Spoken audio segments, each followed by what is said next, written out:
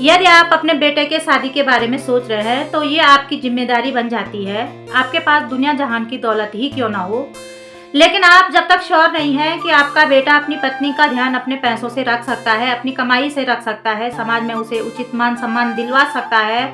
परिवार में उसे मान सम्मान दिलवा सकता है और उसके संघर्ष में उसके साथ खड़ा है,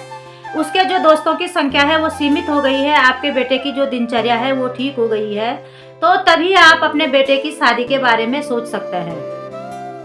यदि इसके विपरीत आपका बेटा है, यानी कि वो ये सारे काम नहीं कर सकता है, वो उसकी दिनचर्या सही नहीं है, उसके आने जाने का समय सही नहीं है, असीमित दोस्त उसके हैं और वो कहाँ आता है कहाँ जाता है इसके बारे में वो बताता नहीं है,